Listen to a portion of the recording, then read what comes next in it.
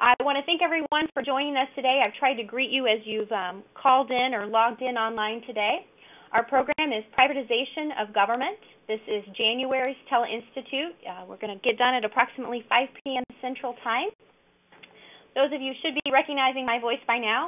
My name is Amanda Cole. I actually just began a new position here on Monday, and I'm now serving as the County Extension Director for Unit 18, which encompasses Christian, Jersey, Macoupin, and Montgomery counties here in central Illinois.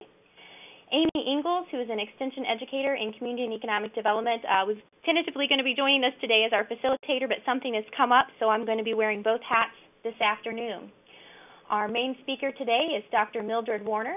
She is from Cornell University, Department of City and Regional Planning, and her presentation is going to be on privatization and intergovernmental agreements. Our second speaker is going to be discussing today joint use agreements, and her name is Rebecca Barron-Reese, also from the Department of City and Regional Planning at Cornell University. If you have questions in regards to the Tele-Institute program, up until this point, I was the main person of contact.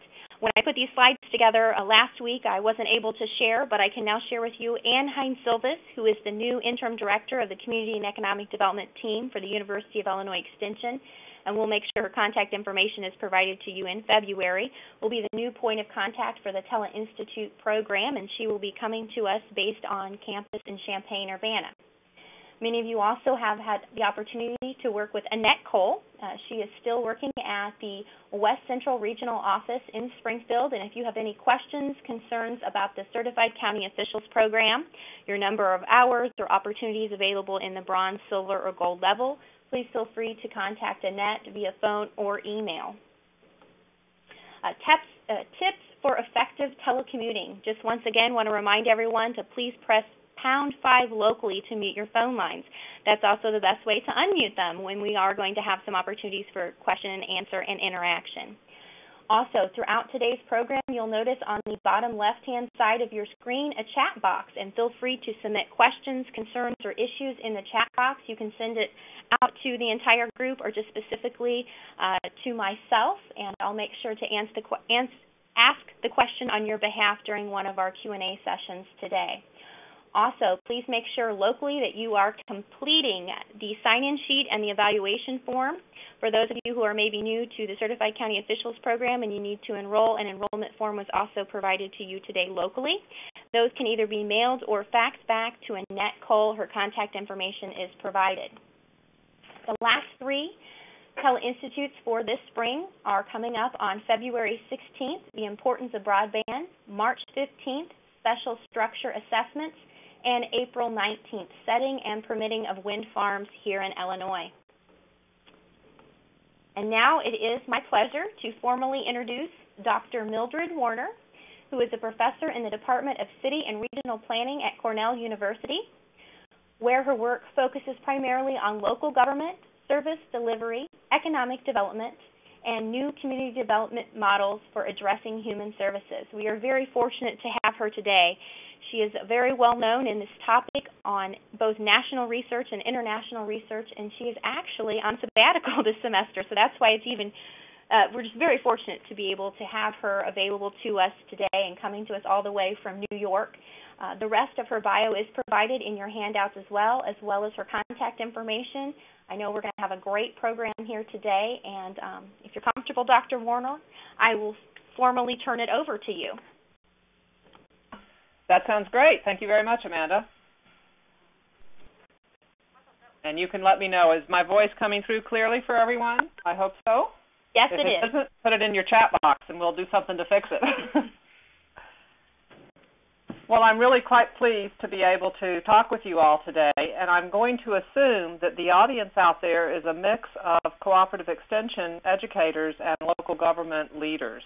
I'm assuming that's the mix, and if I'm wrong on that, someone can also put a note in the chat box, and then I'll know. But I'm assuming that's the mix I have. And I'm really excited that you've chosen this issue for the webinar today because local governments are in a really challenging place at this moment in time with fiscal crisis and fiscal stress and the need to look for alternative approaches, and privatization and intergovernmental agreements have been 2 of the most popular forms of local government reform that we've tried. And so I'd like to give you a context for what's been happening around the country to give you a feel for sort of where you are in Illinois. So let's step back and let's think about the last 40 years. Basically, since the 1970s and 1980s, with Margaret Thatcher in the United Kingdom and Ronald Reagan here, there was this notion put forth that markets could do a lot of what government had traditionally done, and that local levels of government could do more, and federal and national levels of government could do less. And so the notion of privatization and decentralization, both of those were really born in the late 70s and early 1980s. And the idea was, particularly, well, with both of them, privatization and decentralization, is that you would bring the decisions closer to the people, and you would bring the cost accounting closer to the user, and this would promote efficiency.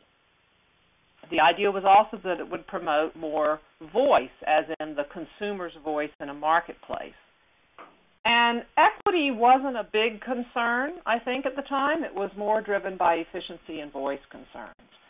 What's happened is that now that we have 40 years of experience of looking at these, we found that the efficiency gains are slight and ephemeral, that there's a big difference between consumer voice in a marketplace and citizen voice in a community and a government, and that there actually are considerable differences in the use of these new reforms across the geography, leading to equity questions. Poorer places are less likely to privatize, and it appears to be the case that that has more to do with their attractiveness to private markets than their lack of willingness. I don't know how to pull it up. There's somebody here who's got some trouble, and we're also hearing them. Are they? Somebody needs to mute their phone. So what happens in the 1990s, we begin to see reversals going back toward public delivery. And in fact, at the end of this call, I want to ask you all about the April 2011 Illinois Senate Bill number 83, which was written to allow municipalities in Illinois to repurchase their water systems that they had privatized using eminent domain. If anyone is here from any of those communities that were affected, I'd like to know. But these reversals don't appear to be a return to old state delivery. Instead, they're another innovation, a shift to a new mixed position of markets and public delivery together, or intergovernmental cooperation as a way to gain scale without going private. And so I call this a rebalancing of government reform. We're not just going private. We're looking for mixes and hybrids and things that will help us be more efficient. So what's the data I'm basing this on? The International City-County Management Association began surveys back in 1982 after Reagan started giving attention to this issue. They said, well, we should start measuring how much privatization local governments are actually doing. So they launched a survey, and they've run the survey every 5 years since. And so it gives us a nice way to track over time what they actually have done. And it tracks 64 services and 6 delivery options, entirely public, mixed public-private, which is a piece that we're seeing is quite important, and then contracts to for-profits, nonprofits, other governments, or franchises. It asks local officials what are the factors that motivate them to consider these. And the sample frame, it is biased toward larger places, cities over 10,000, counties over 25. But in 2007, we convinced ICMA to do a rural oversample.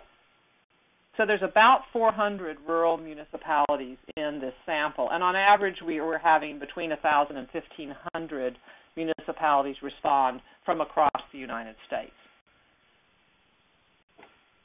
So looking at the data from 1992 to 2007, what you're going to notice is that these trend lines are basically pretty flat. So for something that had so much enthusiasm, and the blue aqua color is your privatization line, it peaked in 1997 at 19%. which isn't a huge increase over 15, and it's pretty much stayed stable at 17%. This is averaged across all places and all services. The other line that I think is really interesting in this chart is the yellow line, which is the Inter-Municipal cooperation, and that was on a steady decline from 1992 until 2002, and then rose in 2007. So that at this point, privatization and intermunicipal cooperation are head-to-head the most popular reforms, the most common reforms that local governments do. Nonprofit contracts have stayed pretty flat at around 5%. Public deliveries moved up and down, but continues to be the majority at over 50%. So why are the trends flat?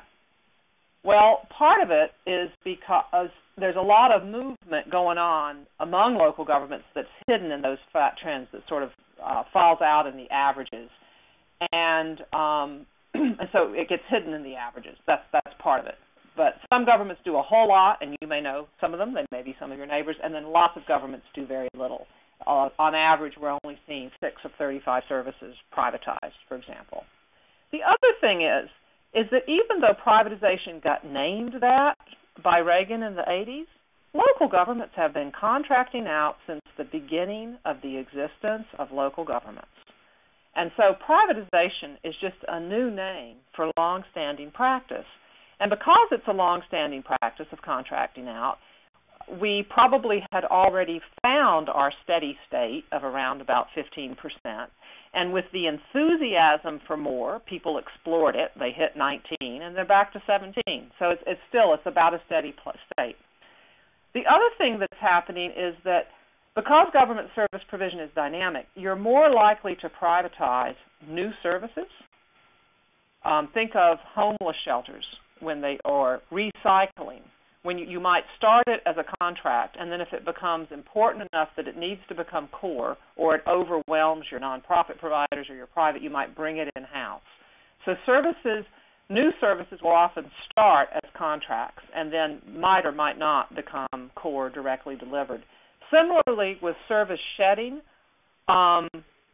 there's some evidence to suggest that you will shed the service you'll move the service to a contract, and that might be a first step, maybe 10 years later, maybe longer, where you might actually move it all the way out of government. So in some sense, you might think of privatization and contracting as being what you do on the margin.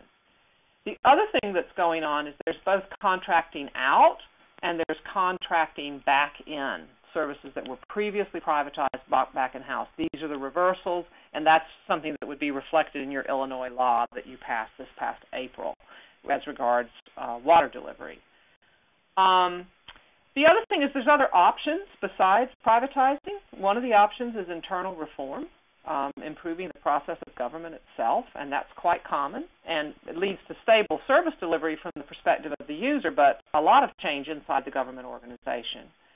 There's also this use of mixed public and private delivery for the same service, and I'll talk about that a little bit later. And the fact that intermunicipal cooperation allows you to gain scale, which is another reason why I think it's been becoming more popular. As regards reversals, in the U.S. it's quite interesting that our rates of privatization reversals are some of the highest in the world. And I find that really intriguing because the U.S. probably has the most pro-market orientation of any country in the world. And our local government officials are very pro-market, and we have pretty robust markets for services. So if privatization were to work well anywhere, you would think it would be here. Because our local officials and our population in general is so enthusiastic about markets, the national government never felt the need to make privatization compulsory.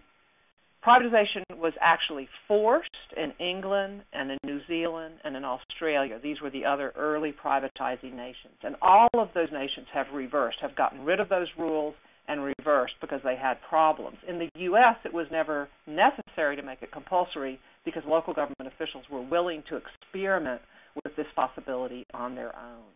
And I think one of the reasons why contracting out peaks in 1997 and some of you who are old enough to remember may remember the famous book called Reinventing Government by Osborne and Gabler.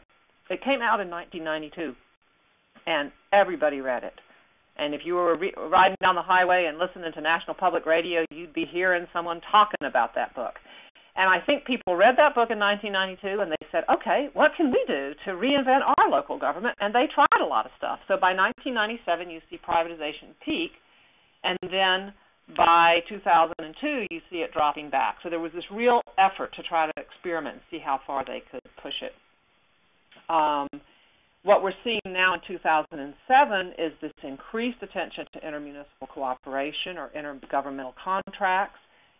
I think of it as a public alternative to privatization. It still helps you get to an economy of scale, but it keeps the service public. And I guess we'll know when the 2012 survey comes back what's happening right now, but I think we're at a moment where people are really looking at intermunicipal cooperation, joint service agreements as sort of the new reform.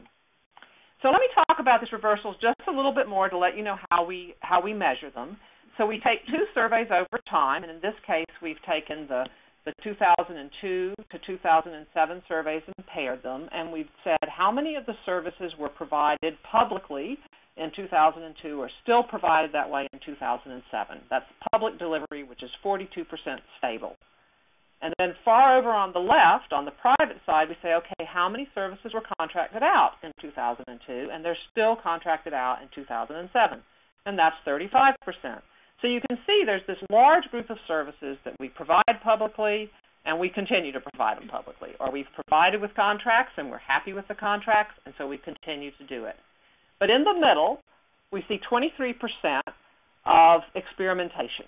And these are new contracts. New contracts is 11%, and reversals, bringing contracted work back in-house, is 12%. So they're almost evenly matched. But think of sort of the pendulum swinging back and forth, and right now it's like that pendulum is just moving back and forth across the center line as governments experiment with looking towards public or looking towards private.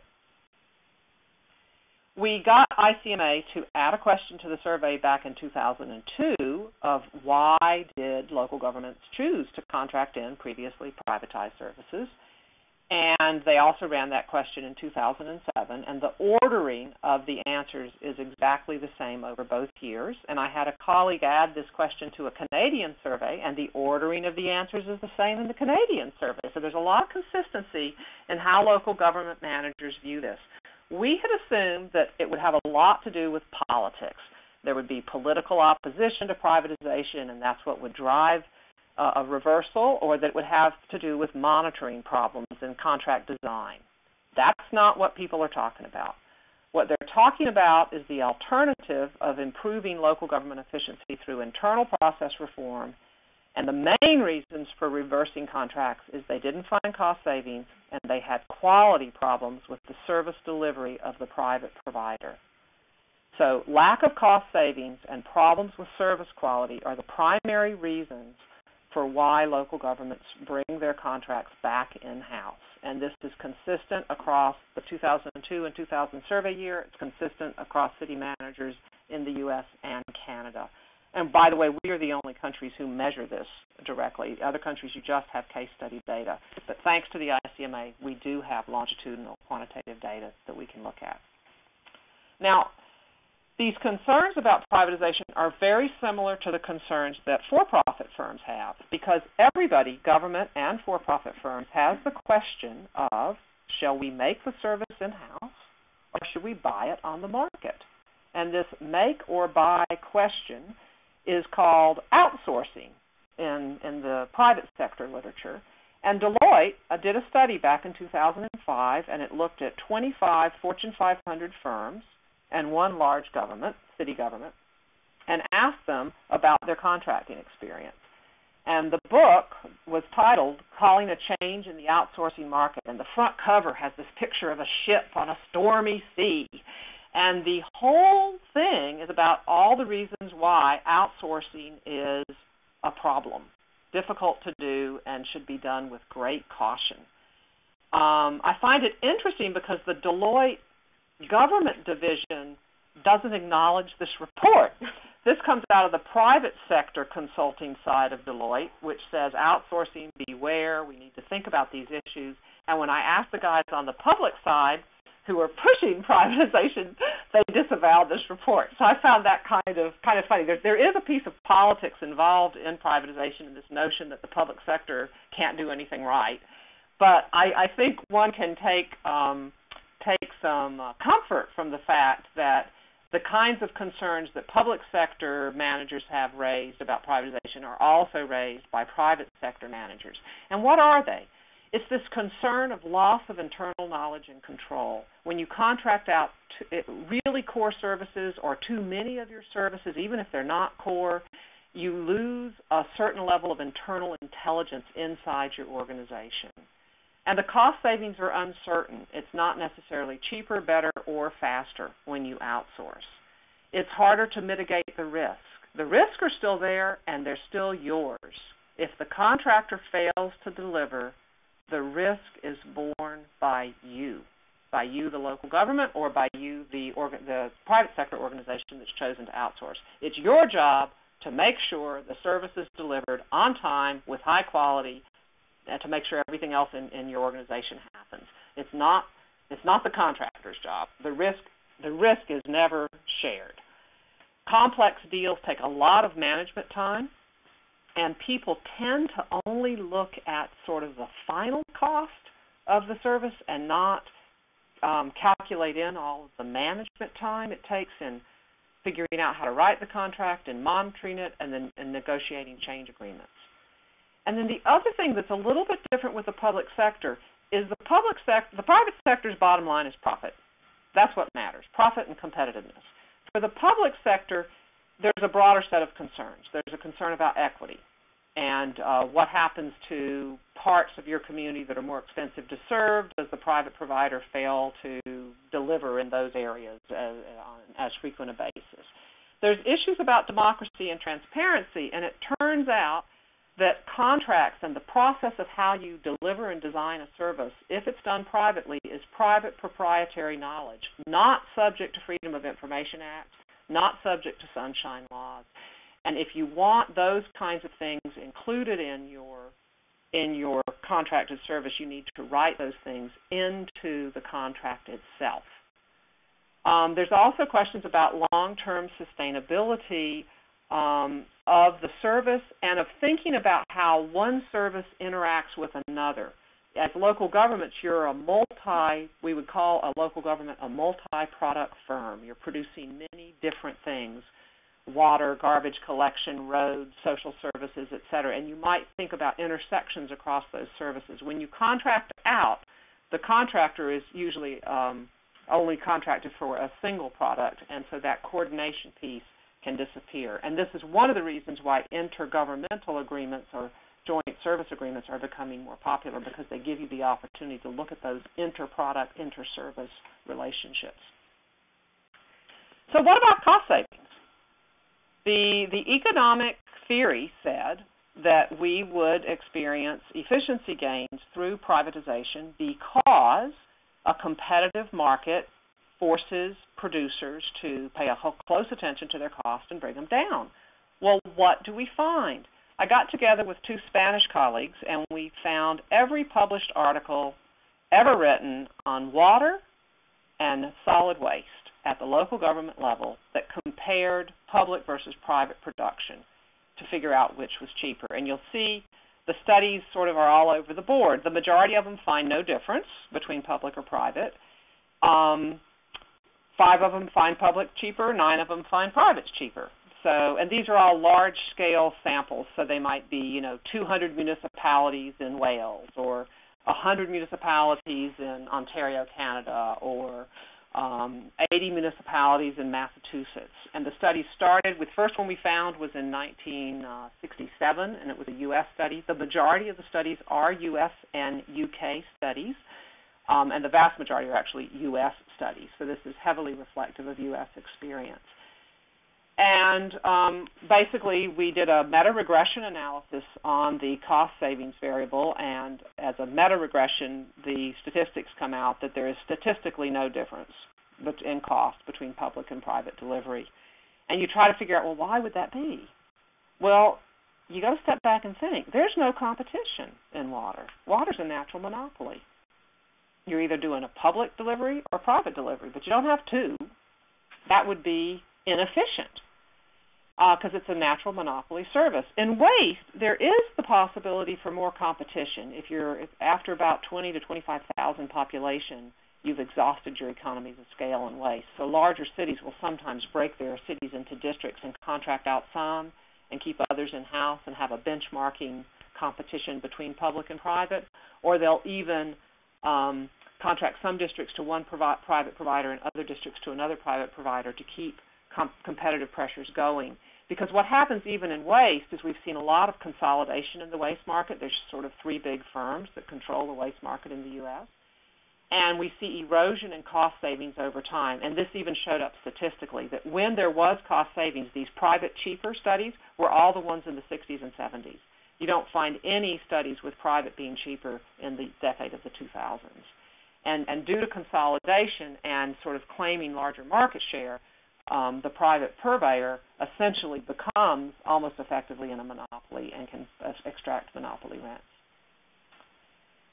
If you want to know a little bit more about competition, I thought, well, this will be really interesting. Let's see what city managers think. So we did a special survey in 2007, and we asked them, what level of competition do you face in your local market for each of 67 services that ICMA measures on this survey? And we gave them the option of 0, government only, 1 alternative provider, 2 alternatives, 3 alternative providers, or 4 or more alternative providers. And then we averaged their answers, and we found that on average there's less than 2 alternative providers for any local government service, on average. But for metro core cities and suburbs, they're close to the 2. But for rural areas, it's only 1. So in rural areas, you're essentially substituting a private monopoly for a public monopoly when you are contracting out. Now, I'll show you in this next picture. This is taking all those 67 services and grouping them into a pie chart. So the entire circle is 100%. And those services that are less than 1 alternative provider are what I'm calling monopoly up in the upper right-hand corner, and that's police, fire, water, and sewer. No surprise here. These are services that are natural monopolies, and if you don't provide it publicly, it's going to be a private monopoly alternative. Then I have what I call the low competition. That's the pink, and that's about 40% of the sample. And here it's utilities, transit, and waste disposal as being services that are over 1 but not as high as 2. And then for the ones that are truly competitive, which is 2 or more, we have child care, vehicle towing, and those, my friends, are the ones that are the most competitive. There's more tow truck operators out there and child care providers than any other service you provide. I mean, those are definitely your most competitive services on the list. Waste collection, vehicle maintenance, street repair, building cleaning, legal services. I mean, these are the kinds of services that have more than 2 or 3 providers in a local market. Now, the Reason Foundation, which is a pro-privatization think tank out in California, recommends that you not privatize unless you can find 2 or 3 alternative providers in your local market. And they call this the Yellow Pages test. Like, you look in the Yellow Pages and see how many providers are there. And if they're not more than 2 or 3, you probably shouldn't go there. Well, it looks like for only about 40% of services are there 2 or 3. And even there, it turns out, when I look at the privatization and reverse privatization data, you'll be interested to know that the reverse privatization rates are very high, believe it or not, in vehicle towing. They're in the top 10 of reverse privatization. And I'm thinking, why is that? There's plenty of tow truck operators. Well, it turns out that you can make money towing vehicles, right? You can charge the user a pretty hefty fine for towing the vehicle. And some local governments have said, hey, wait a minute, I can make money on this and not have to raise my tax rate. On vehicle maintenance, it turns out that, there's the good body shop and the not-so-good body shop, and there's been some problems with cost creep, and so people bringing it back in-house. Even on building services like security guards, there's been issues of if you go to a firm that's a little bit too cheap on its labor, that they're actually stealing supplies from the building at nighttime, even though there's a security guard. So there is something to be said for that control piece and knowing what you're doing. And it varies from market to market. You need to understand your local community, your local providers, and what your options are. And the good news about the United States is that local governments are generally given that choice. They're not forced to go one way or the other. They're allowed to make a choice that makes sense locally. Okay, so what happens is when you go out and go to market for services, then you have this role of managing markets, because since it's not a competitive market in general, you have to think about how you're going to promote competition. And local governments do this by competitive bidding, keeping some sectors in-house and others out, and using that as a benchmark competition. Or they split their markets into districts, so that you can actually give contracts to two providers, not just one. Or sometimes you'll even combine markets to try to get a bigger market to be attractive to competition. You're a community that's too small and no private provider wants to come to you, so you combine with your neighbor to become attractive, to become visible to the external market, so that you can actually get some competition. This notion of benchmarking cost is really important because it's very hard to write contracts when you don't know the process and the costs that go with it. And since this is private proprietary knowledge, you can't necessarily get it from your contractor. So one thing governments will do is stay in the game with some piece of the service delivery so that they have a real good feel for how it's done and what it costs. And this also enables you to maintain some government capacity, be it equipment, staff, or knowledge.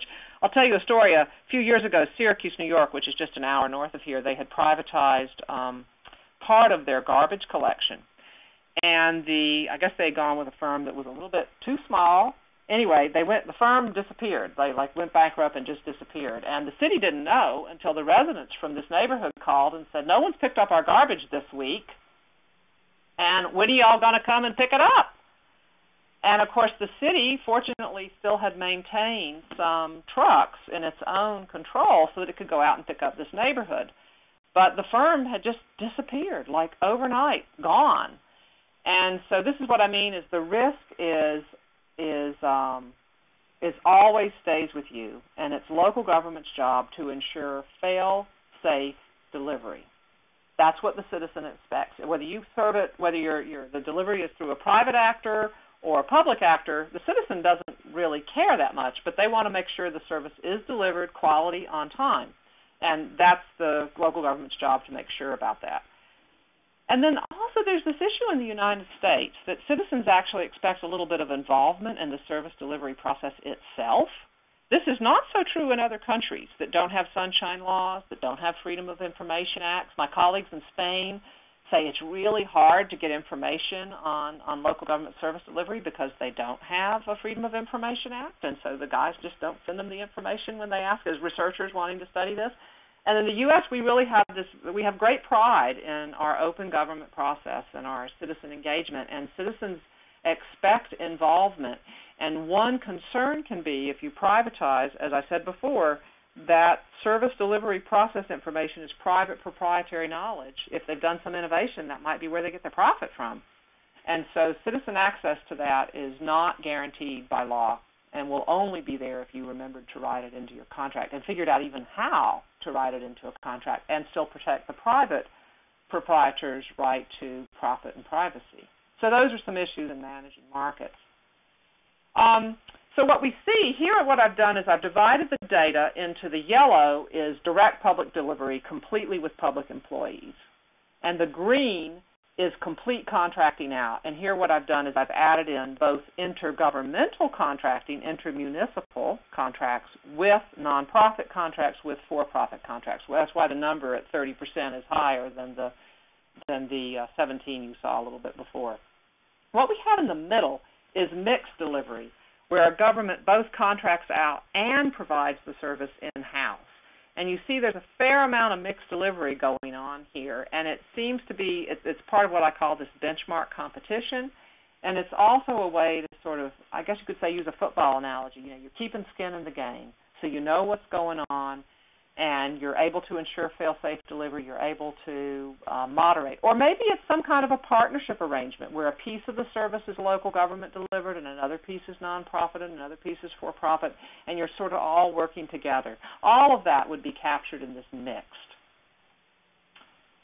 Okay, we've done studies of, again, looking at every study that's ever been published on why local governments privatize. And again, I tend to bias my results not to case study data, but to look at large sample survey data so that you're looking across many governments. And in fact, this slide comes from some colleagues who looked across local government studies in Europe and the U.S., so it's across many countries.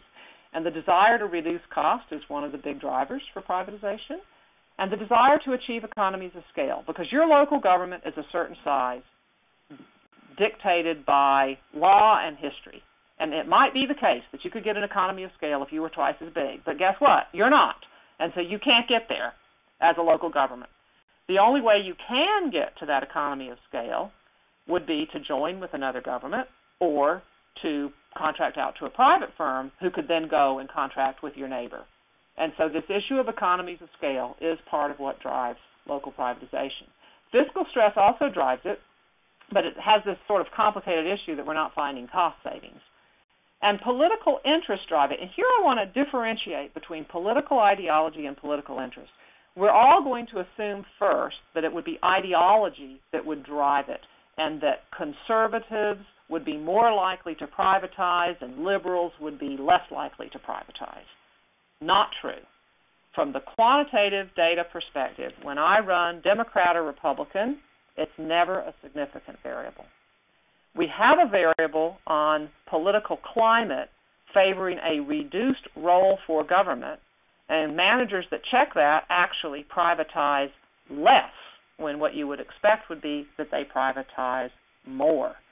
And across all the studies that have been published, ideology is almost never significant. And I find that really quite surprising. But here's where politics comes in. Political interests matter a whole lot. So who is the private interest that will get the contract? There's guaranteed business from an entity that's actually going to pay you. So it's quite attractive to get a government contract. And political interests, be they a local cold mix versus hot mix asphalt supplier, or a local garbage deliverer, or a local nonprofit, I mean, these folks they have political interest in getting the contracts and will show up at your board meetings to make sure you don't reduce funding for this particular service area at budget time. And so political interests matter a lot, and in those studies that can capture the political interest as it relates to the parties that would benefit from a contract have found those to definitely have a positive impact on local privatization. So the critical elements to think about when you're contracting is, first off, this issue of competition and the fact that there is very little, and you need to pay, and what little is there erodes over time. So you need to think about concentration and this trend toward monopoly. And what can you do to try to maintain competition over the long term? You can split districts. You can have competitive bidding between in-house and out-of-house teams. Then the next thing you need to think about is, how do you maintain critical assets, your equipment, your infrastructure, and your personnel.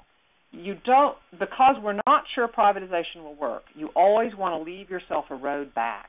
If you made a mistake and you have to reverse, do you have the capacity to bring the work back in-house? Have you hung on in some way to your internal intelligence with your people and your infrastructure and equipment? So typically in the U.S. you see less privatization of assets and more privatization of the operation and maintenance, because you want to be able to come back. And I guess part of what this law in Illinois was about this past April was that communities had actually privatized their water assets, their water infrastructure, and they needed to be given permission to exercise eminent domain to get it back. Monitoring. Monitoring is really, really important. And it's harder than you think, and most governments don't do any. Let me repeat. Almost all governments contract at least one service, and only 40%, by their own admission, do any monitoring at all. That is a sorry state of affairs. We need to learn more about monitoring because monitoring is not easy. It can be done, but it needs to be done well, and you need to specify what goals you have. You need to figure out how to measure them in a way that doesn't cost more than delivering the service itself. You need to figure out efficient ways to measure them, and you need to build incentives to ensure compliance so that you don't have to spend all your time chasing after the contractor to make sure they're doing it right. And if you want some good advice on monitoring, this is an area where I think the Reason Foundation has produced some useful materials, because since they want to promote privatization and they know monitoring is a problem, they've given you some good ideas on how to do it well and how to do it efficiently, and I commend their work to you. You also need to pay attention to the market structure of each service in each place, because just because it made sense for your neighbor doesn't mean it'll make sense for you. You need to understand your market. All local government is local. Your market is local, and you need to think about what that means. And you need to consider all your costs, the overhead costs, the borrowing costs, the staff redeployment costs, the fact that the private firm will have to take a profit and pay taxes. These are two additional costs over what government would pay. So the savings from process improvement or economies of scale or competition need to be pretty significant in order for you to actually realize a gain at the other end.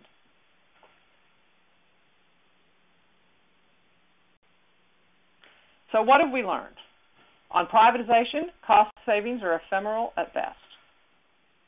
As far as markets go, they need management to ensure competition. So you can't just privatize and walk away. You've got to stay in the game, and you've now got to become a market manager, not just a service deliverer.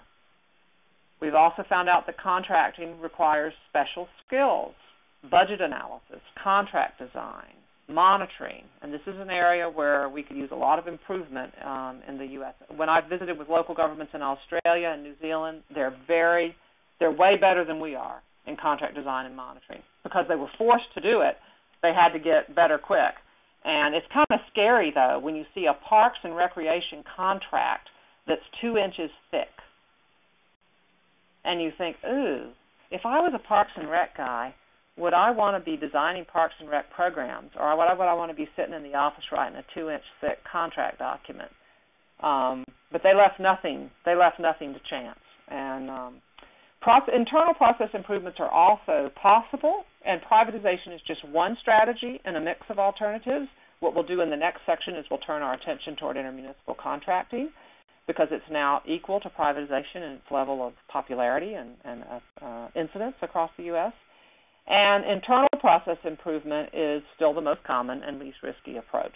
So with that, I want to take a break for a few minutes and see if there's some questions.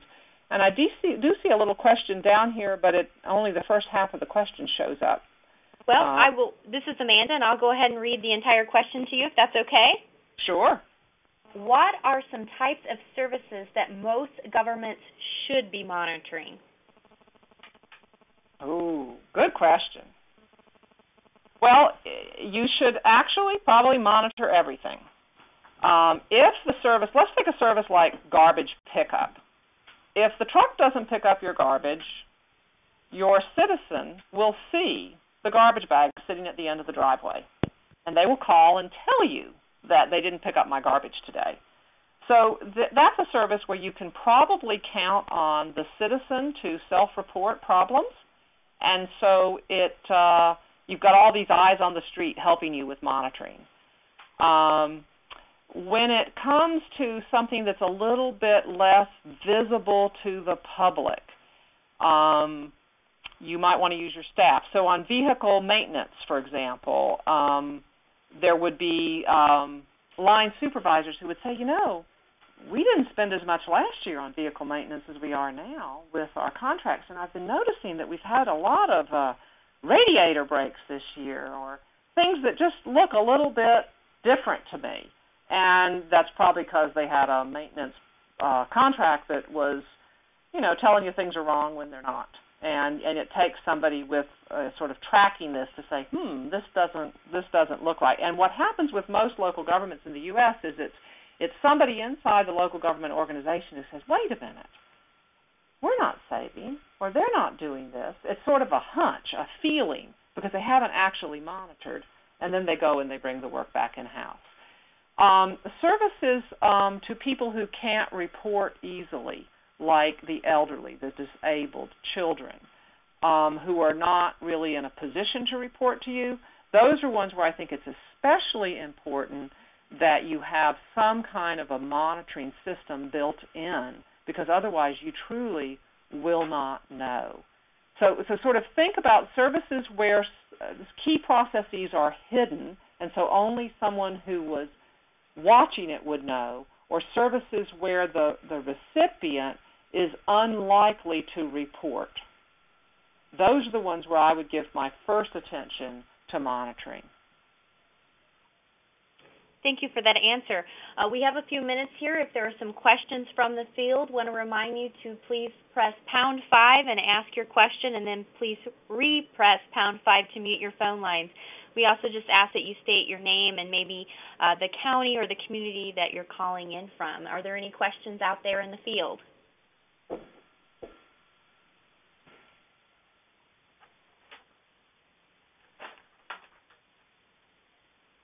I'll go ahead and say it again, because I know sometimes it's hard to get to the phone, and press #5 to unmute your phone lines if there are any questions in the field.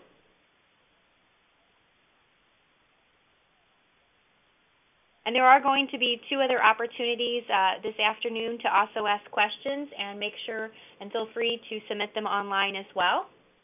And if there are no questions at this point in time, we're going to go ahead and take about an 8-minute break. And so if you guys need to get up and stretch your legs, please feel free to do so. Refill your coffee cup, get some more water, and we will start back here at 3:55. Thank you. Okay, everyone. Hope everyone is settling back in. Would like to open the floor again if there are any questions from out in the field, or if you feel comfortable submitting it online, feel free to do so. We're going to guess and assume that maybe there were some conversations during the break about privatization, maybe questions or concerns they have, or opportunities for privatization or reverse privatization to take place locally. So I will turn it over back to Dr. Warner, but if there are any questions, I will take a few here as well.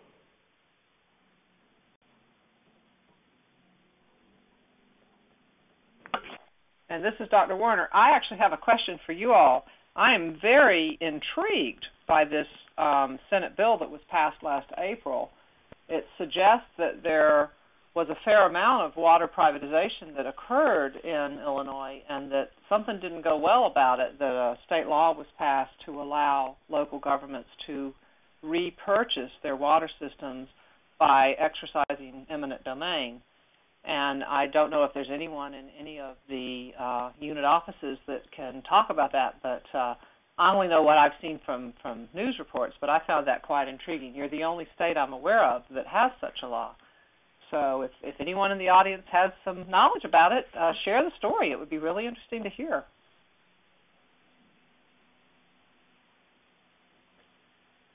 Got me on that one.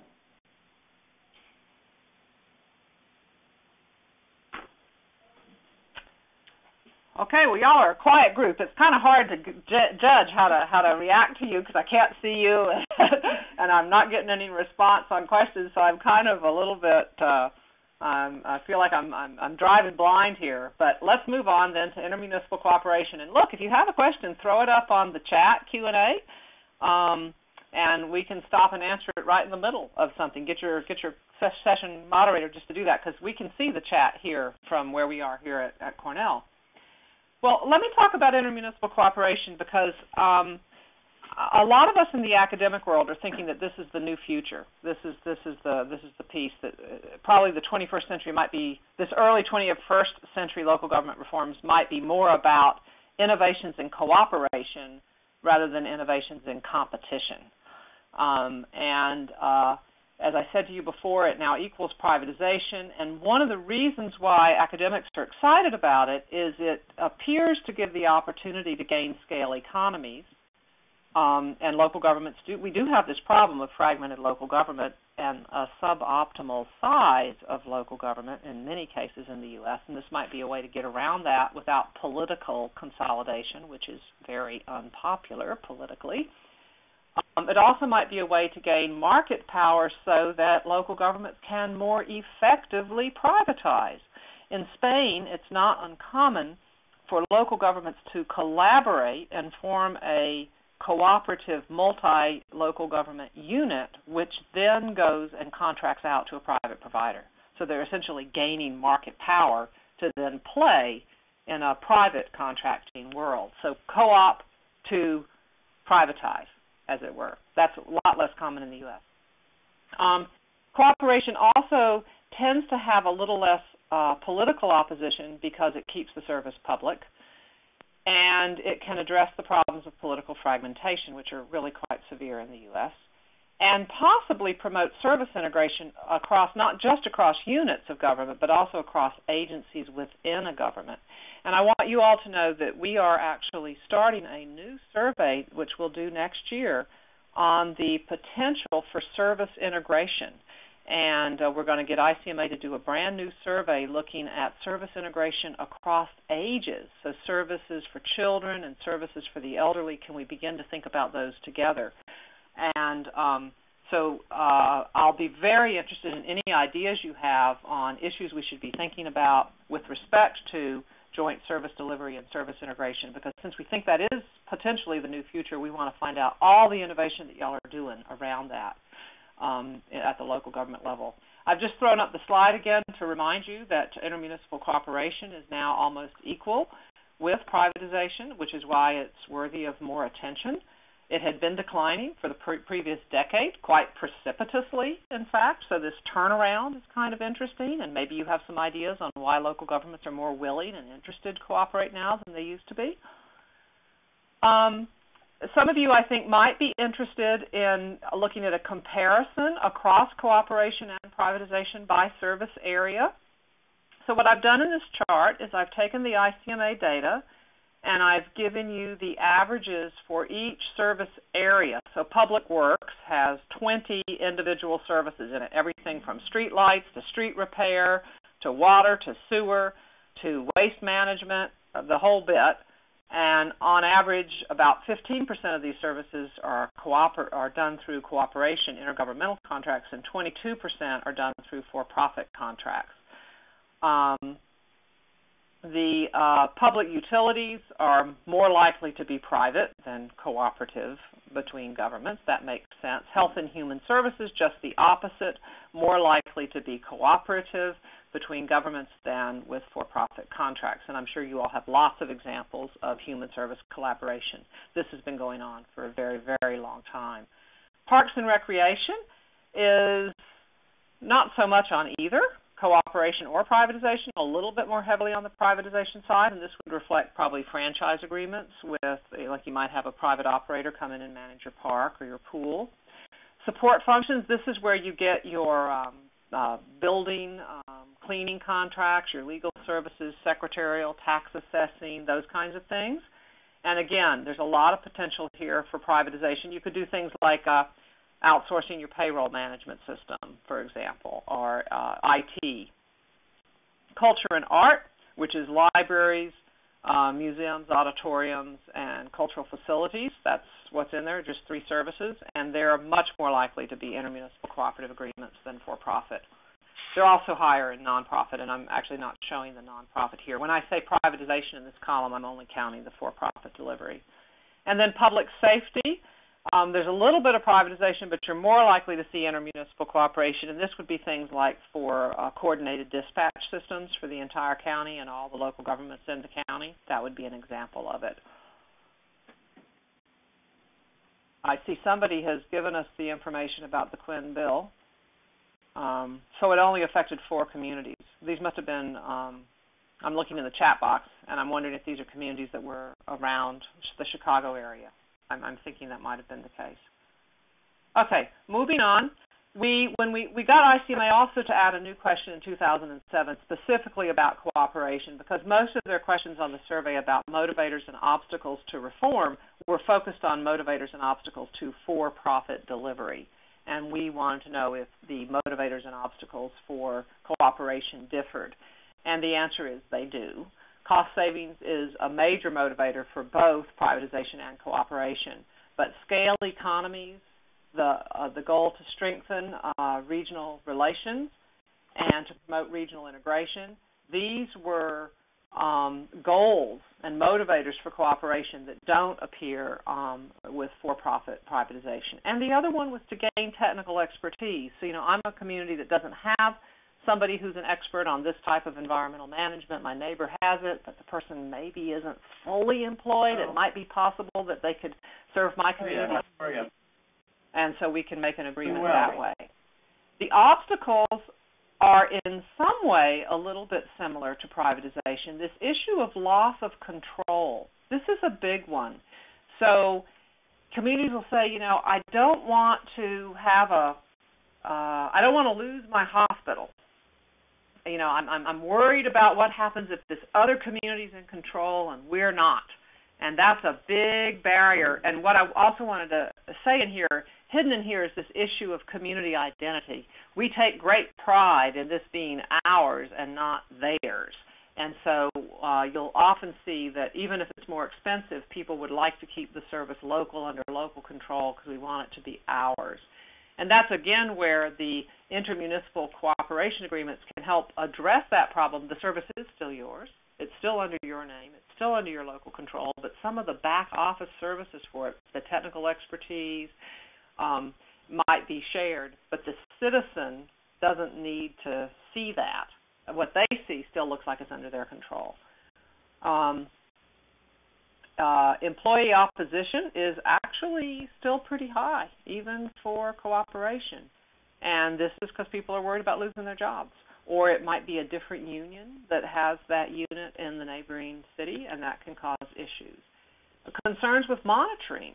Remember, they were 17% for the for-profit contracts, or 16% here. It turns out that we think that we don't need to monitor our intergovernmental agreements because they're government too, and their internal processes will be good enough. Well, it turns out that you actually still do need to monitor them to make sure that you don't get cost creep and that the quality stays the same. But you have what we call weak incentives. You don't have strong ability to monitor because they're your neighbor government. They're not going away. You're in this agreement. You're probably in it for a while. And so you don't have strong sanctions that you can use. So monitoring actually is difficult here too. Citizen opposition is low. The citizen opposition numbers for privatization are about twice this high.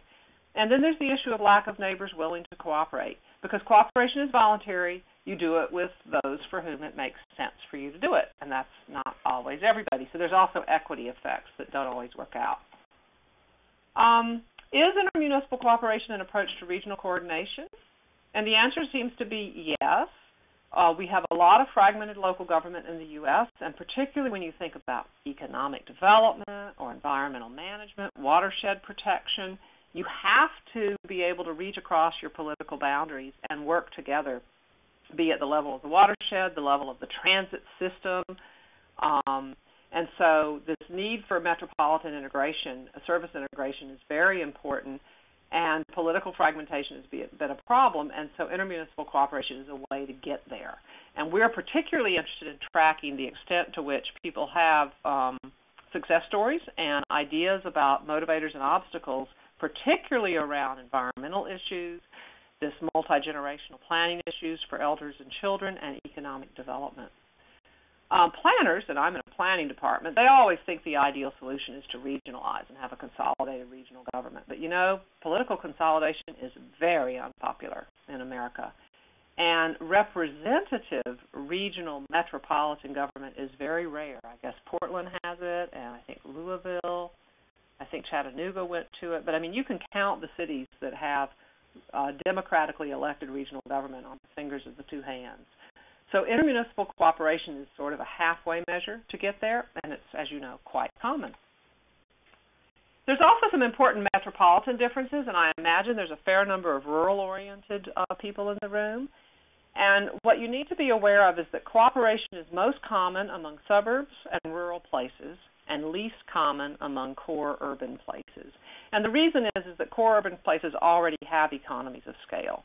Most local government services, the scale economies are met at about 20,000 population. So if you're bigger than that, there's not really going to be a cost advantage of getting bigger still.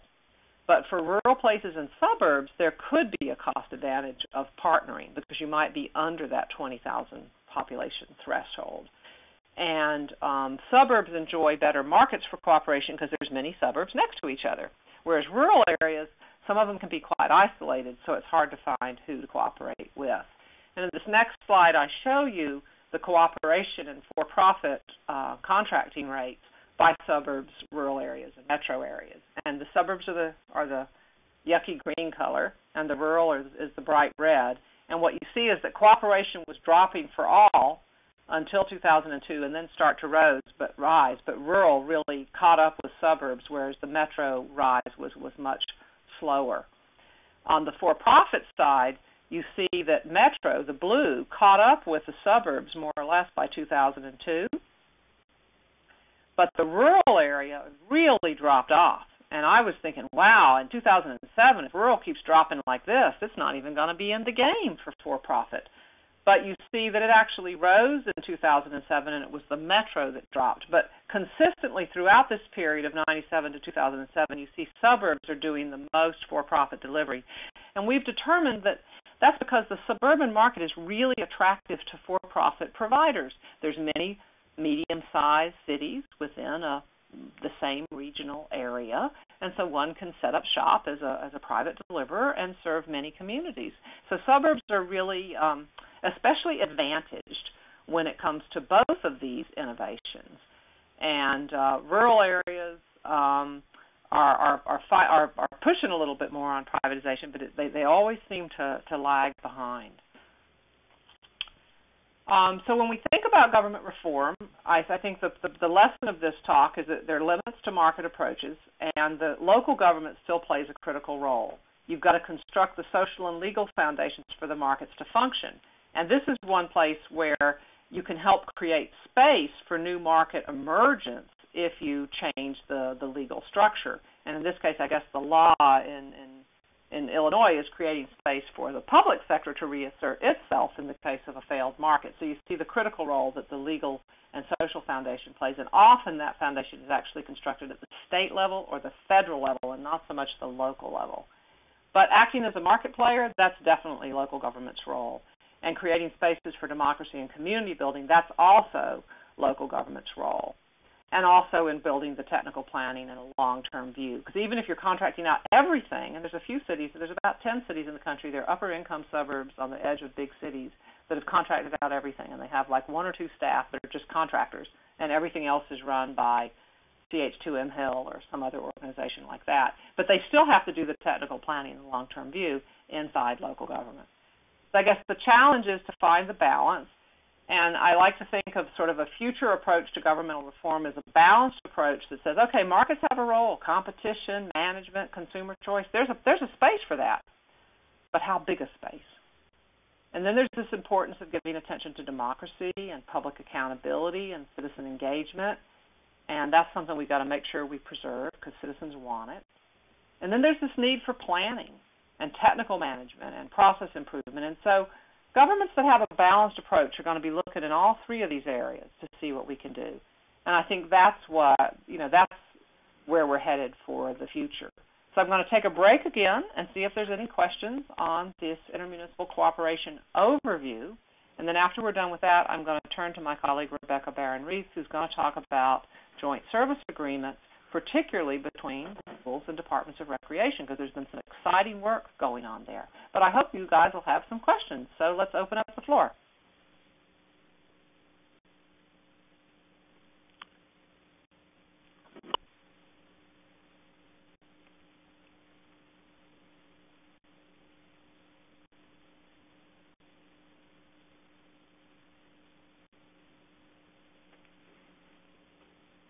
Hi, this is Amanda, and just want to remind everyone, if you do have a question, to please push #5 to unmute your phone, and please state your name and location before asking your question. And I kind of have a general one, just to kind of go back to the charts when you showed the percentage of for-profit. I would kind of guess or assume, but just kind of wanted a little more information if you had any to share from 2002 to 2007, that we saw that large increase for rural services going to for-profits and a large decrease for metropolitan areas. I would assume the increase in the rural areas was in part due, I guess it was before the major economic situation took place nationally and internationally, but I wondered if that's a trend that we're going to continue to see. But what was kind of maybe the reason for the metropolitan areas actually having a decrease during that time frame? In the reason report that I sent to all of you, the Trends in Public and Contracted Government Services 2007, what we did, we particularly looked at differences by metropolitan status, and we broke it down into a number of different services. And I'm trying to see, did we break it down on the last page? We talk about reasons, what drove them. Yes, Table 2 on, I think the last page of that report, or the next to last page of that report, talks about differences in opposition levels. And we see metropolitan opposition levels dropping in that time period, and restrictive labor contracts rising, and legal constraints rising, and monitoring dropping quite heavily. I don't know if that tells us too much about what's going on with the metro area. One of the things with metro service delivery is, because you get your economy of scale at about 20 to 25,000, if you go to private delivery and you're a big city, you may find yourself wishing that you had divided your city into districts so that you could keep competition in the market. So think of two things. Think of competition for the market, which is for the contract. At the moment of bidding, you have 3, 4 bidders, but only one of them gets the bid. So after that bid is let, there's no more competition in the market. It's gone because you gave the bid to one guy.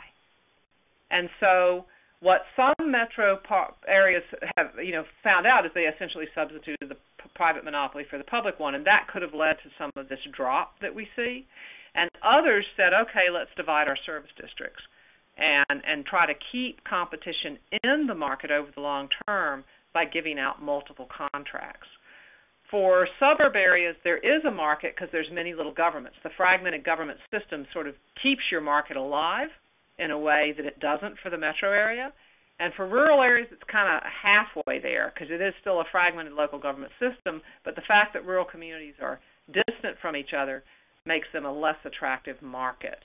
So I think that might be part of what's explaining it. The other thing might be the case that the private purveyors themselves have maybe they've maxed out their market in the suburban area and they're looking at where else they can go next, and going to rural areas might be easier because they're not so big than to cities, unless the city has divided its market into districts. Now, for some services, it makes no sense to divide your market because it's a natural monopoly. So this is where there's a nice contrast between water and garbage collection. Water's a natural monopoly. It's stupid to divide it into districts. You want to keep it as one big system because that's how you get the lowest cost.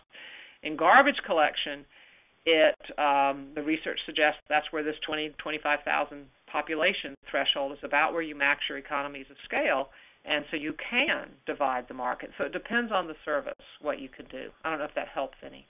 But I point you to that report that we did for Reason Foundation. We have another question that has been submitted online. It is, could you provide some reference materials to learn more about how to monitor different services? So this is an area that I have not given as much study to. I have on my website, Restructuring Local Government, one of the things we have there is summaries of a lot of the other literature that's out there, and it's made open access to you. And many of my reports are there. My academic reports, unfortunately, I don't own the copyright license to them. The publishers do, so I can't put them up on my website, but I can certainly send a copy to you if there's something you want. And so I'm happy to do that. On the monitoring, some of the best work has been done, I do believe, by the Reason Foundation. And also, interestingly, you'll find good work done by the unions. Because they're anti-privatization, but one of the ways they fight privatization is by recommending robust monitoring systems, because they want it to work and they don't think it will. So then, of course, if they can show that, maybe they can get their jobs back, I think is the idea. But you see some good work there. And there's a book called The Reinventor's Handbook. And Osborne and Gabler wrote that first book, Reinventing Government, back in 1992. And Ted Gabler is a city manager, so he went on to continue to be a city manager. But Osborne is the guy, the academic guy, the writer of the duo. And so he went on to partner with someone else, and he wrote a little book called The Reinventor's Handbook. And it's got a lot of really practical stuff in it about how to monitor. So that would be something I would also recommend. Thank you. Have any other questions out in the field, or if anyone feels comfortable to submit them online as well?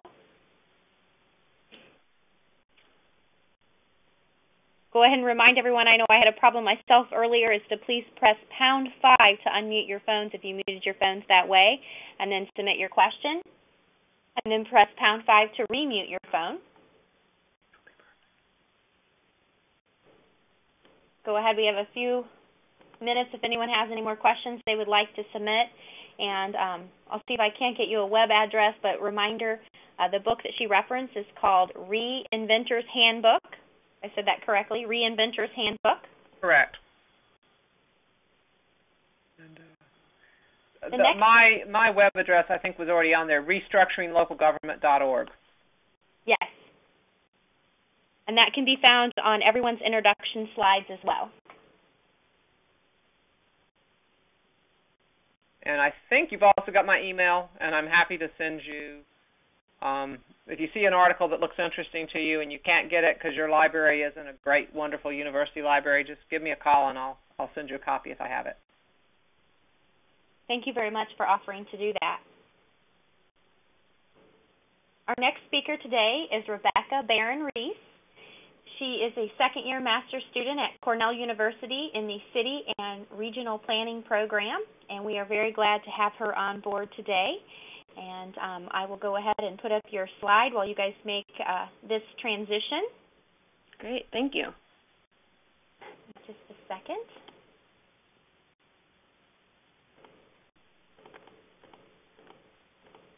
And while we're doing this transition, if there are any questions, we'll open the line, and feel free to submit them online or also over the phone right now while this is uploading.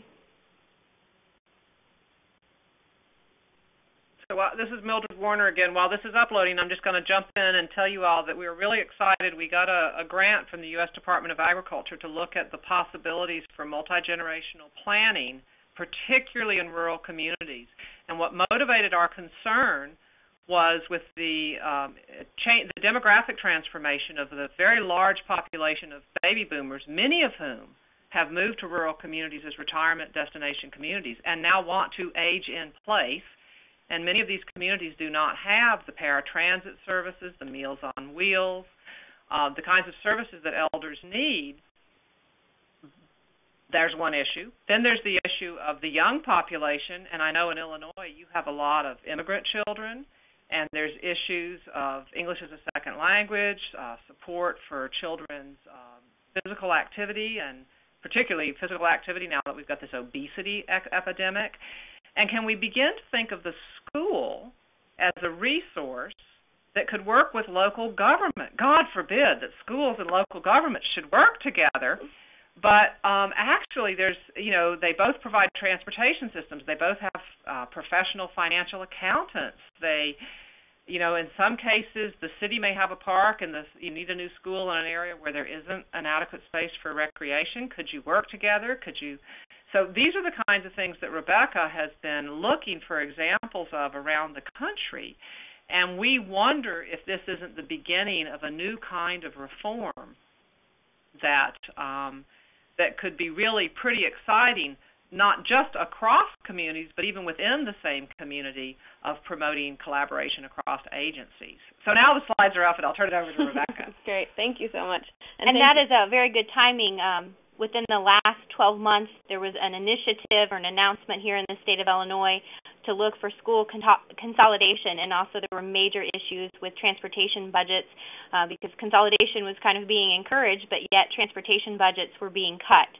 So how were they going to be able to provide transportation services with fewer dollars in much larger areas? So I'll turn it over to Rebecca. Thank you. Thank you.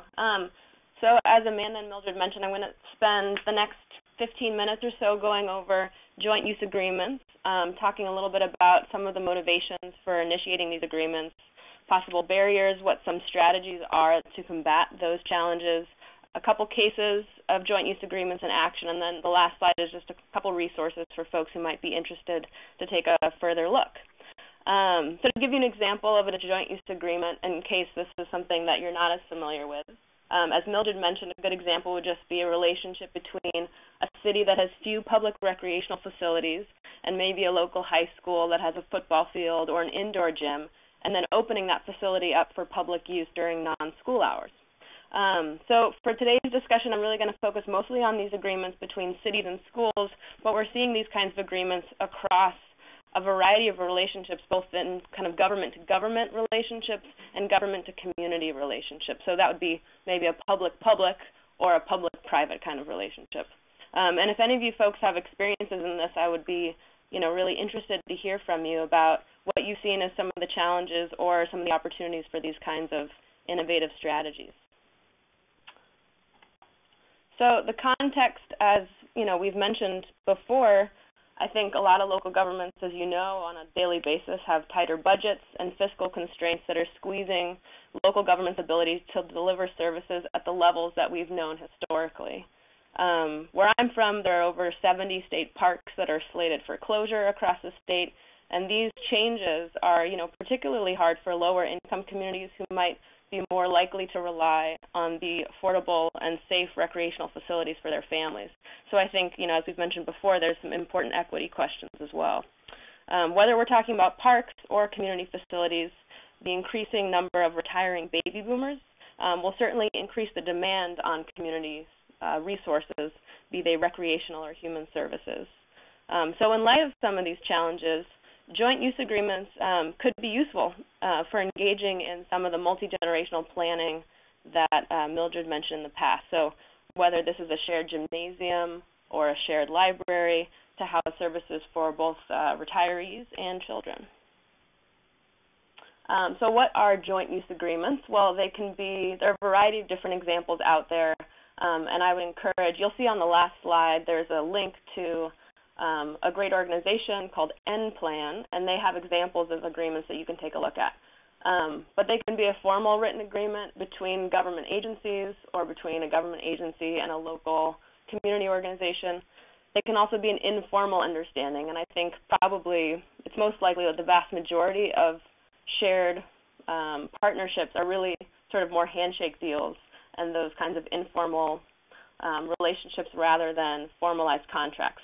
So likely in the school-city partnership, we're going to see much more rigid legal contracts to ensure public safety and school safety and that sort of thing. So the types of shared resources, of course, can include facilities like gymnasiums, parks. It can include services. It can include sharing staff, sharing purchasing, or financing for new projects. So those are some of the types of resources that folks have been sharing. What are some of the reasons why? Well, I think the first, and this is something that Professor Warner has spent a lot of time looking at in her work on privatization and cooperation, but it's this hope to gain economies of scale. So when a city is looking to purchase a piece of land in order to build a new recreational facility, I think that comes as a huge cost. If there is a local school that has this facility going unused during certain hours, they can be more efficient in the way that they sort of prioritize public spending by utilizing some of that vacant space. So as the community begins to demand more services, there's some efficiency with regards to land use and other kinds of resources that might already be available. In terms of economies of scale, like I mentioned before, purchasing agreements can mean that you can purchase in larger quantities and find cost savings through that. Construction or operations or management, by sharing some of those overhead costs, you might be able to find some cost savings as well. Ultimately, I think one of the important motivators is that we're increasing services for what might be an underserved population. There's a great example of, I think, one of the benefits or one of the motivations for joint use agreements that can be found in Jacksonville, North Carolina, where it was a huge project, and it looks as though they shared Jacksonville, it's the Onslow County Board of Education and Jacksonville shared the land cost and development cost to build an elementary school, middle school, and a high school, a recreation and senior center, and an emergency operations center all on the same site. So they have this really, incredible coordination of services that is serving a really broad element of the community. Some of the barriers to joint use agreements, I think the primary one would be the issue of coordination, and this is something that relates very closely to the challenge of monitoring. So I think involved in this is knowing a lot about what the actual costs of, whether it be custodial work, added security, what the costs are of increasing the usage of your facilities. Those can be difficult to learn about. So fully knowing those costs, might be a particular challenge. Some studies have found that schools and school districts have underestimated the costs of funding needed for maintenance and repair, custodial, security costs that increase with higher use. So that's something that can be hard to coordinate. Setting priorities or processes for using the facility between different groups. So whether if you're a school and you're opening up your facility to outside organizations, this is something you would want to have some communication about how the space is going to be used. Risk management or liability is a huge concern, and the perception of liability is especially a huge concern. Whether or not there's any actual real risk of legal action, I think there has been interesting work that was reported in a 2010 national survey of school administrators who remarked that they were, 91% of those respondents were somewhat to very concerned about liability. So this is something that the National Policy and Legal Analysis Network has done a lot of work on to try to help cities and schools understand what their state's legal frameworks are so that they can better, mold their contracts to sort of suit the legal standards that already exist and the freedoms that might be there to help them embody these shared use agreements. Territorialism is certainly a huge issue in that, perhaps a school district is somewhat interested in maintaining the school for school use and school use only. Maintaining safety for their students is, of course, a very legitimate concern, so there could be some territorialism. There could be a perception of a loss of service quality.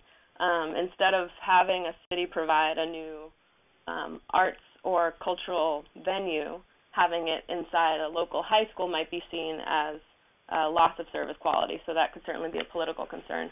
And in general, for these kinds of changes, there can often be a lack of bureaucratic support. So some strategies to help folks move forward if anyone's interested in looking at these.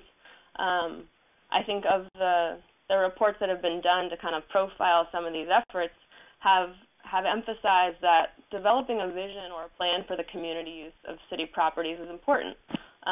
Once you've identified your partners and who is going to be a part of the shared agreement, I think it makes a lot of sense to decide to engage the community to make sure whatever services are being delivered actually meet the local needs. This goes hand in hand, of course, with creating a system for using the space, so policies and procedures. Some scholars have kind of described this as you want to make sure you have a prenup agreement, a marriage contract, and a divorce contract all in one, so that if you kind of get in, you know what to expect during the relationship, and if either partner wants to exit, there's an exit strategy in place, so that there's communication throughout the process. Some of the experiences and the case studies that I've seen have really emphasized the benefit of building these lasting relationships, and it improves a lot of the communication between departments within the city.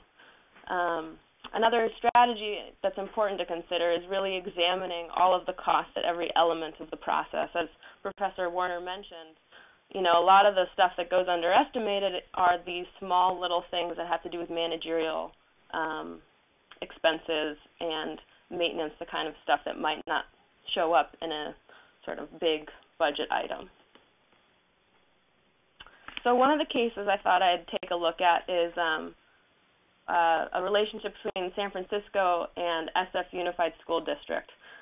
So the city of San Francisco, though small in geography, is actually a pretty dense city, and it has a lot of unmet recreational needs. So sort of at the behest of the mayor, there was actually some high-level political support for joining or developing this collaborative relationship in order to jointly use some of these school facilities. So the city was the agency that approached the San Francisco Unified School District to discuss some of these options.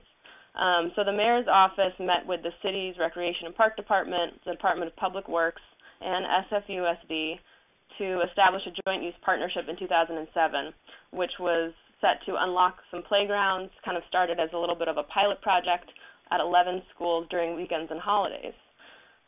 So I included just a quote from an SFUSD Director of Development that I think highlights an important element, which is that these things maybe seem quite simple, but actually involve a high level of coordination, and it's important to really think about that process.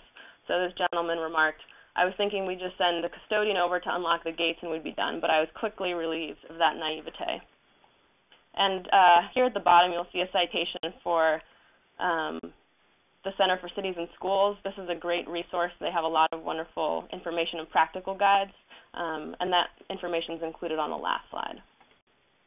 So here is a map of San Francisco where these 11 schools were opening their facilities for the public, and they sort of heralded this project as a schools as community hubs project with memorandums of understanding that could be standardized across school sites.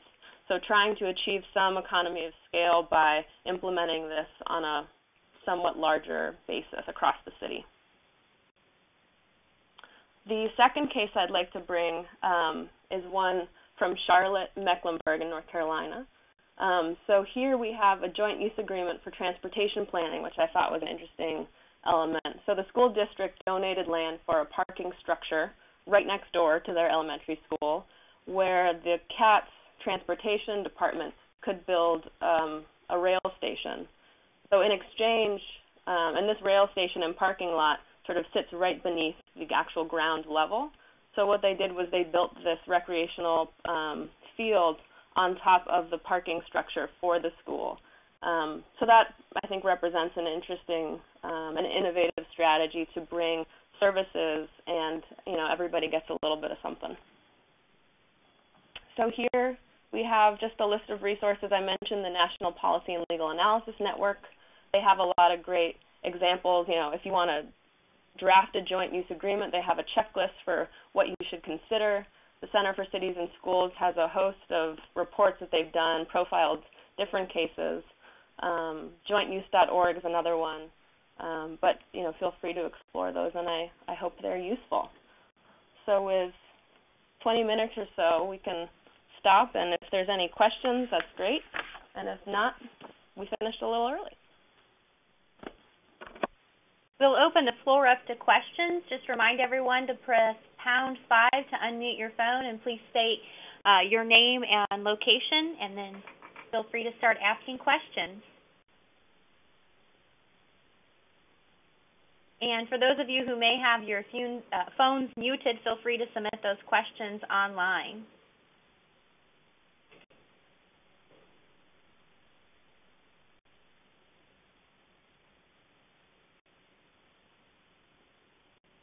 I will go ahead and ask one. It sounds as though with the joint use agreements, if they're set up correctly, there are opportunities for win-win situations where with this last example that you provided, the school district received a new open space and the public transportation received a parking space underground. But what kind of pitfalls or negative things should parties be thinking about before they enter into or have those conversations about joint use opportunities so they can avoid and create a win-win situation? Yeah, that's definitely a great question. I'll go back to the strategies slide for a second. I mean, I think of the studies that have been done surveying what people's reactions have been to some of these agreements, the biggest concern, I think, comes from the legal liability issue. So I think some of the hesitancy to start these joint use agreements could be because, folks might not be aware of what the legal restrictions or opportunities are to actually, shed some of the legal responsibilities. And I think really, some of the challenges have to do with coordination, and that means knowing who's going to be responsible for what different elements of the agreement. And I think having really intensive and intentional conversations in the beginning can help to alleviate some of those questions later on. So I think in terms of strategies for folks who are trying to overcome some of the barriers, I would like any kind of effort in planning to really focus on the process from the beginning and to just make sure that you've got good people in partnerships, in either the other agencies that you're trying to partner with who are down with this plan and can be allies for you moving forward so that as stuff comes up that nobody expected, there are open lines of communication to try to address those issues. We do have a question that has been submitted online. Are there agencies in Illinois that provide assistance in writing these agreements? I don't know of any specifically in Illinois, but I would definitely take a look at NPLAN's website. I was super impressed. I heard them on a webinar that they were giving on joint use agreements, and they have a great list of resources for folks and actually state-specific information. So you can go in and take a look at what Illinois' legal framework is and base your sort of steps forward from that information. And I think a lot of the model agreements that they have are transferable. So I wouldn't be surprised if you find an example, and find it useful for building your own in Illinois. And could you please restate that website? And is it on your last slide? It is on the last slide. It's the National Policy and Legal Analysis Network, and nplanonline.org is the URL. And they have various issues that they deal with, but joint use is one of those. So if you go to the website, you should see a little tab that will bring you to their collection of joint use resources. So I definitely encourage folks to go there. And, same for Center for Cities and Schools. It's out of UC Berkeley. They've been doing this for a long time. NPLAN and them, I think, have done probably the most, or at least in the research I've done so far, sort of the most extensive work on these issues. Is there kind of a trend or a national, or is it really all over the board? Are these agreements usually set up forever until one party decides to review, or are they traditionally set up on a yearly basis or 3 years, 5 years? I didn't know what the spectrum was for joint use agreements. Yeah, that's a good question. I don't know. I think, if I were to guess, I would say some of these agreements probably expire according to whatever budget year. Let's say if the school, part of the challenge is I think, the school districts have their own taxing system, the cities have their own taxing system, and coordinating some of the ways that funding for these programs or the sharing of these resources might work could complicate some of that, the time frames. But my sense is that these contracts probably vary quite a bit. So you could have I think San Francisco had a 3-year project timeline to kind of do a little taste, a little sort of pilot project to see how it went, and then revisited the issue, and then they extended it the next period. So my guess is that they maybe start relatively with relatively short periods, and then as long as things go well, they look for longer-term partnerships. We had another question submitted online in regards to the website. We're having an issue with it working right now, but it is www.inplanonline.org. Yeah, I'm going to try as well, see if I can find it, make sure that everything was right. Another question, and I'm sorry, I feel like I'm dominating. You go right ahead. I know here locally there was an opportunity to take some green space and that was publicly owned and turn it over to a private group for care. And originally they looked at a lease agreement and then found that maybe a user's agreement was a better fit. I didn't know if there was any information you could provide about the pros and cons and really what the big, huge difference is between that lease agreement versus a user's agreement. To me, it appeared like a lot of it was based on liability, who was going to be responsible for the risk associated with the property long term. Right. I think there can be a great deal of difference, if you think about a generic landlord-tenant relationship. If the leasee is going to maintain some degree of control over the terms of the relationship, and a user agreement might have a little bit more flexibility, but certainly a user agreement could explain the varieties of conditions that govern liabilities or risk as extensively as any lease agreement could.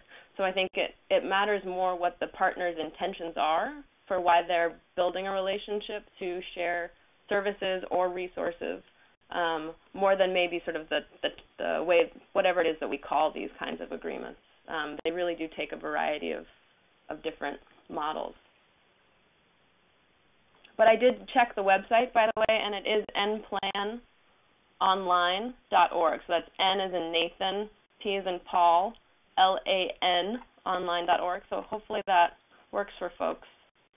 And, one of their big focuses has been childhood obesity, and there's been a lot of work on joint use agreements from health advocates who are looking to decrease the rates of childhood obesity and increase health outcomes for children in particular, children in lower income communities and their families. So opening the access to public spaces and open spaces has shown to be a very useful tool that we already have access to. So what can we do with existing resources to combat some of these health concerns that we're seeing? So NPlan has done a lot of work on that. But you'll see, I think if you go to their main website and then I'm clicking on childhood obesity. Yeah, if you do a search in their search bar, you should see the joint use. So also, they have a document library. One of the options in that library is joint use, and from there you will see a whole bunch of different resources.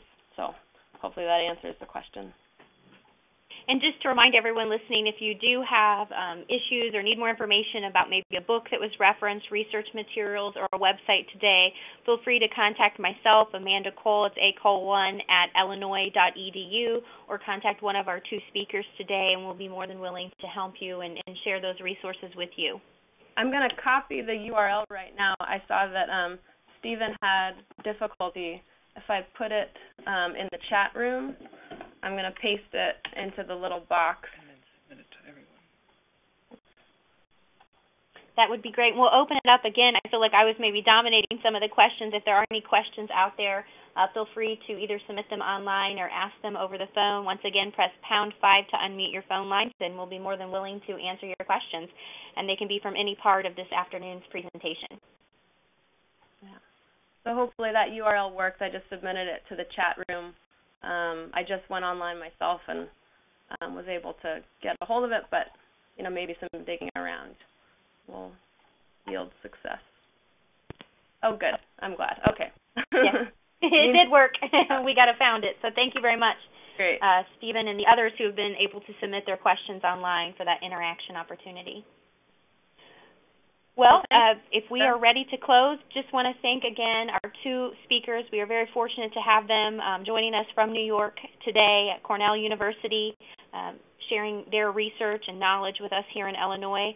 I know this is a hot topic, and a lot of the research went up to 2007, so it'll be very interesting to see how the economy impacts those numbers going forward from 2008.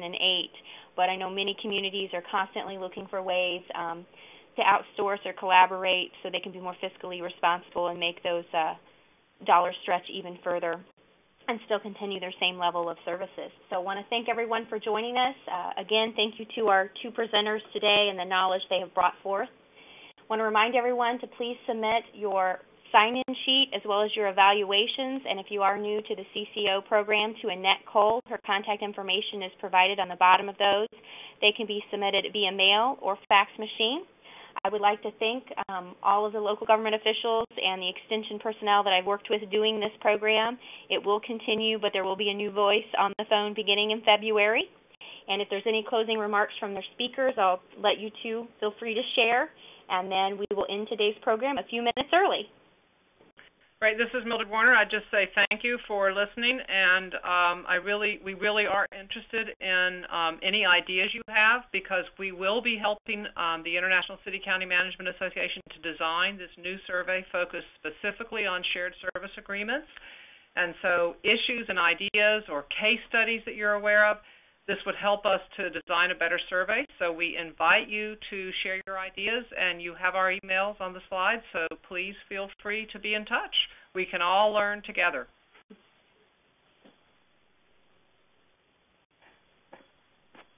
Well, thank you, everyone, and please have a safe afternoon and enjoy the rest of your evening. Thank you. Bye.